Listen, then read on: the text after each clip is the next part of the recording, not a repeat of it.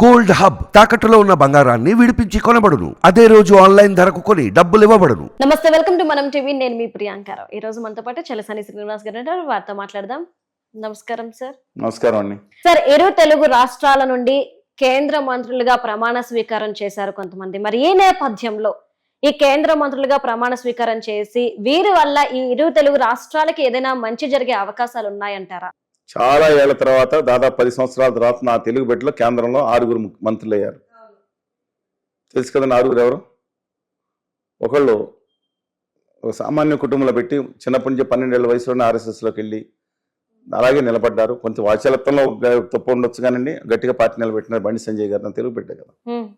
అలాగే గంగాపురం కృష్ణరెడ్డి గారు, వీళ్ళిద్దరితో పాటు కింజరపు రామ్మోహన్ నాయుడు గారు, తర్వాత కంసాని చంద్రశేఖర్ గారు, అలాగే ఏఎస్ఎఫ్లో వామపక్ష పార్టీలో ఉన్నారని చెప్తారు ఫస్ట్లో, తర్వాత ఆర్ఎస్ఎస్కి వెళ్ళిపోయి బీజేపీలో కమిటెడ్గా పనిచేసి దానికోసం దాదాపు 3 దశాబ్దాల పైగా నిలబడిపోయిన భూపతిరాజు శ్రీనివాస్ వర్మ గారని నరసాపురం మా కాన్స్టిట్యున్సీ, మేము ఓటేసిన కాన్స్టిట్యున్సీలో అభ్యర్థి, ఆయన ఓటేసానని చెప్పట్లా చెప్తున్నానండి.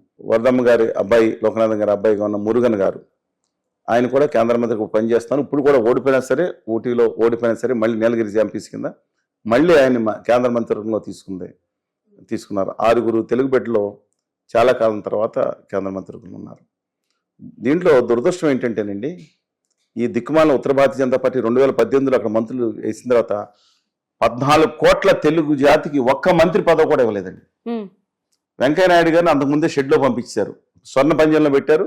స్వర్ణ పంజరం అని తెలుసుకొని మాట్లాడినవారు తిరిగే కాలు కొంతమందికి పని చేయకపోతే బాడీ బుర్ర పని చేయదంట అని ఉపరాష్ట్రపతి రూపాయలు పెట్టి తర్వాత డైరెక్ట్గా షెడ్లో పంపించారు. ఆయన షెడ్కి వెళ్ళిపోయారు, చూశారు. ఆ తర్వాత ఒక్క మంత్రి కూడా లేరండి.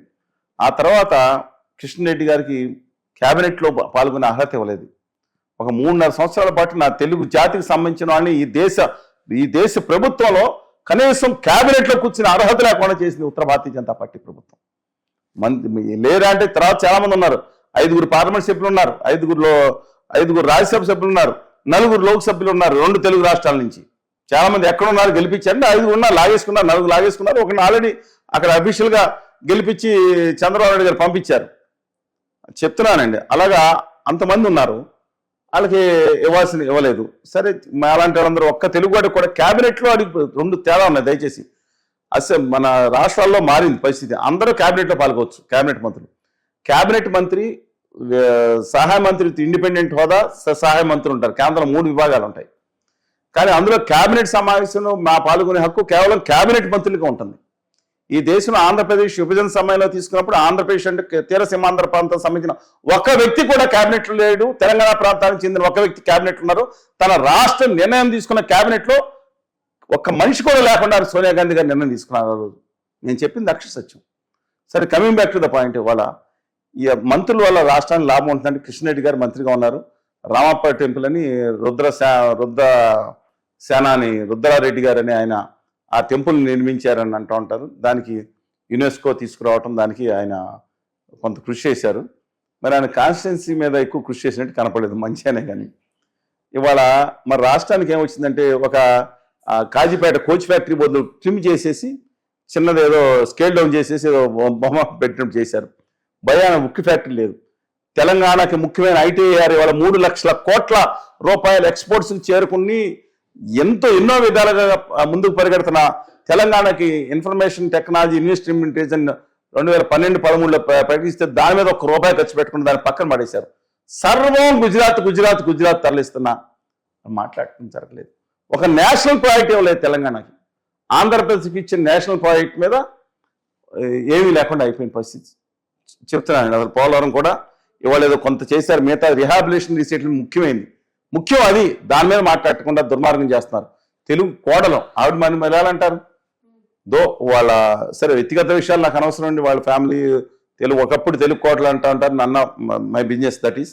కానీ ఆవిడ ఆంధ్రప్రదేశ్ ఎత్తు మీద బూడిద మట్టేసింది, అంతకుమించి ఏం చేయలేదు ఆవిడ. తెలంగాణ కూడా చేసింది లేదు. నేను వెళ్ళి కూర్చుని గంటన్నర కూర్చుని 2 సార్లు కూర్చున్నానండి. ఒకసారి అయితే ఎందుకు వాళ్ళు పోలవరం పూర్తి నిధులను ఇంకా మోడీ గారు ఇస్తే ఇవి ఆపేదట్టున్నారు. ఏంటి ఉపయోగం అని చెప్తున్నాను. వాళ్ళని కూడా మీరు లెక్కేయాలి, నిర్మలా సీతారామయ్య గారిని. సరే, ఈ నేపథ్యంలో నేను ఒకటే చెప్తున్నాను, వీళ్ళున్నా అక్కడున్నా సరే. ఇంతకుముందు ఆయన 4 సంవత్సరాలు గాలి మోటార్ల మంత్రి ఇచ్చారు. ఎవరు? అశోక్ గజపతి గారు గాలి మోటార్ల శాఖ. గాలి మోటార్ అంటే మీకు తెలంగాణ రాష్ట్రం విమానాల శాఖ ఇచ్చారు. ఆ తర్వాత సుజనా చౌదరి గారు శాస్త్ర సాంకేతిక రంగం. ఒక ఆయన గాలిలో తిరుగుతారు, ఒక ఆయన మనకి మంచిదే కానీ ఆంధ్రప్రదేశ్ చెప్తున్నాను. ఈ నేపథ్యం తర్వాత రాజీనామా చేసేస్తారు. మా ఒత్తిడి అనుకున్నారు, ఎవరు ఒత్తిడి అన్న పక్కన పెడదాం. ఇవాళ మాత్రం వీళ్ళిద్దరికి మంచి పదవులు ఇవ్వాలని కనీసం జేడీ జనతాదళ్ దేవగౌడ గారు 2 సీట్లు ఉంటే ఒక కేబినెట్ మంత్రి ఇచ్చారు. అలాగే తెలుగుదేశం పార్టీ జనసేనకి 18 స్థానాలు ఉన్నాయి. ఇది కోరు. అందువల్ల దయచేసి ఇమ్మీడియట్ కనుక మంత్రి పదవులు ఓకే. దీని వల్ల డెఫినెట్గా ఎర్రనాయుడు గారు ఉండగా రాష్ట్రానికి లాభం జరిగింది. చంద్రబాబు నాయుడు గారు ఉండగా is able to get maximum funds towards Andhra Pradesh, Telangana, ఉమ్మడి ఆంధ్రప్రదేశ్ చేశారు. అది వాస్తవం అండి. రాజశేఖర రెడ్డి గారు ఎన్టీ రామారావు ఉండగా దబాయించి తెచ్చుకున్నారు. చంద్రబాబు నాయుడు గారు ఉండగా చక్రం తిప్పి తెచ్చుకున్నారు. రాజశేఖర రెడ్డి ఉండగా సైన్యంతో కొంత తెచ్చుకుని ప్రయత్నం చేశారు, కొంత తెచ్చుకున్నారు. కానీ ఇవాళ మాత్రం రాష్ట్రం చీలి ముక్కలైన తర్వాత 2 ప్రాంతాల వాళ్ళకి మీరు రంజిత్ రెడ్డి గారు ఇంతకుముందు ఉన్నారు అడగండి, లేదా కొండా విశ్వేశ్వరరెడ్డి గారిని అడగండి, వాళ్ళు బీజేపీలో ఉన్న వాళ్ళకు ఉండే గౌరవం ఏంటి. అలాగే మిథున్ రెడ్డి గారిని అడగండి, లేదా రామ్మోహన్ రెడ్డి గారిని అడగండి. చాలాసార్లు చెప్పాను, ఆంధ్రప్రదేశ్ ముక్క చెక్కలైపోయిన తర్వాత 60 మంది పార్లమెంట్ సభ్యులు ఉన్న తర్వాత ఇవాళ ముక్క చెక్కలైపోయిన తర్వాత గౌరవం లభించట్లేదు. అందువల్ల ఫస్ట్ అండ్ ఫార్మోస్ట్ ఆంధ్రప్రదేశ్ వరకు చేయాల్సింది ఏంటంటే ఇవాళ ఉత్తర భారతీయ జనతా పార్టీ వాళ్ళ మీ కోసం అవసరం పడింది. మీ యొక్క సభ్యులు ఏదైతే మద్దతు మీద కానీ నితీష్ గారి మద్దతు లేకపోతే వాళ్ళు మనజాలదు. ఈ టైంలోనే ఆంధ్రప్రదేశ్కి రావాల్సిన ప్రత్యేక హోదా విభజన హామీలు సాధించుకోవాలి. కొంతమంది నీచులు, నేను పదం వాడుతున్నాను, నేను సాధారణంగా తక్కువసార్లు వాడతా, నీచులు నికృష్టులు బయలుదేరి ఆంధ్రప్రదేశ్కి ప్రత్యేక హోదా విభజన హామీలు అవసరం లేదు, ఇంకా మనకు ఒక జగన్మోహన్ రెడ్డి వెళ్ళిపోయి అదే వచ్చేసినట్టు, లేకపోతే బీజేపీతో కలిసి వచ్చిన తాళ తప్పండి భావితరాలకి తీరం నష్టం చేస్తున్నారు. ఆ రోజు చంద్రబాబు నాయుడు హైదరాబాద్ లో ఒక సాఫ్ట్వేర్ ఇండస్ట్రీ ముందుకు తీసుకెళ్లిన దార్శనికులు ఒకళ్ళు, నో డౌట్ ఇన్ దట్. దాని తర్వాత మిగతా కూడా ముందు తీసుకెళ్లారు. కానీ ఆంధ్రప్రదేశ్ ముఖ్యమంత్రి అయిన తర్వాత 2014 నుంచి 19 వరకు ఆయన ఆధ్వర్యంలో బేసిక్ సాఫ్ట్వేర్ స్పోర్ట్స్ ఆంధ్రప్రదేశ్ లో 14 కోట్ల లోపే ఉన్నాయి. ఆయన వచ్చేటప్పుడు 12 కోట్లే, ఆయన వెళ్ళిపోయేటప్పుడు 12 కోట్లే, బీపీఓ కాకుండా. ఆ తర్వాత జగన్మోహన్ రెడ్డి గారు చెందిన 2000 కోట్లు ఏంటని చేసింది. నేను చేస్తే ఒక్కొక్కరికి బాగా కోపం వస్తుంది మాట్లాడితే. మనకు విభజన హామీలు కావాలి, ఇన్సెంటివ్స్ కావాలి, మిగతా ఇండస్ట్రీస్ కావాలి. ఆ కార్ల ఫ్యాక్టరీ తీసుకొచ్చారు, గ్రేట్ ఎఫర్ట్. మన రాష్ట్రానికి ఏమి, ఆంధ్రప్రదేశ్ రాష్ట్రానికి ఏమి అక్కర్లేదన్నారు. But despite that area develop అయింది చెప్పుకున్నాను. 4 రెట్లు ఎక్కువ మిగతా చోట చేసుకున్నారు. 9 లక్షల కోట్లు మోడీ గారు పెట్టుకున్నారు వాళ్ళ పేరుతో. అందుకని హోదాలో విభజన హామీల్లో రాయితీలు, ఇన్సెంటివ్స్, హోదా అంటే విభజన హామీలు అన్నిటి కోసం పోరాడుతాం. దాంట్లో హోదా పార్ట్ మాత్రమే. ఇన్సెంటివ్స్ వస్తే ఇండస్ట్రీస్ అద్భుతమైన యువతుంది. నాకు అక్కడే ఉంటారు జనాలు. వలసవాదులుగా ముద్ర వేసుకోవాల్సిన పరిస్థితులు ఏదైనా మాట్లాడటం మానేసి వీరభజన నాయకులకు వీరభజన చేస్తున్నారండి వీళ్ళు. నేను ఒక రాజనీతి చెందిన చంద్రబాబు నాయుడు గారు గౌరవిస్తాను. జగన్మోహన్ రెడ్డి గారు అద్భుతం చేస్తారనుకున్నాం. 24 గంటల బట్టల నొక్కులతో అయిపోయిందండి. నేను అంతకుమించి ఎవరిని తప్పుగా అసభ్యంగానే అనుచితంగానే మాట్లాడను. ఇవాళ నేను అడుగుతా ఉన్నాను, రాష్ట్రం ఉన్న విపత్తికర పరిస్థితిలో కేంద్రం నుంచి విభజన హామీలు సాధించుకోవాలి. This the right time. ఇవాళ ఆదాని గారి కంపెనీ ఆల్రెడీ రంగంలో దిగిందంట. హార్స్ ట్రేడింగ్ అంటే గుర్రాల వ్యాపారం మొదలుపెట్టిందంట. వాళ్ళు ఎవరిని నుంచి వీళ్ళ మీద ఆధారపడతాం కష్టం అది. మోడీ గారికి వీళ్ళకి చిలకపేట సభలో మోడీ గారు చంద్రబాబు నాయుడు గారు రైట్ కంటే మళ్ళీ ఒకసారి వీడియో చూసుకోమనండి. ఆ తర్వాత కొంచెం 2వ సభలో కొంచెం ప్రయత్నించారు. కానీ ఏం జరుగుతుంది వాళ్ళు నమ్మరని ఎట్టిపోస్తున్నారు మోడీ గారు అండ్ కంపెనీ. అందువల్ల వాళ్ళు ఆల్రెడీ బ్యాకప్ అరేంజ్మెంట్స్ చేసుకుంటున్నారు. సమాజ్వాదీ పార్టీని తీసేద్దామను, ఇంకో తీసేద్దాం.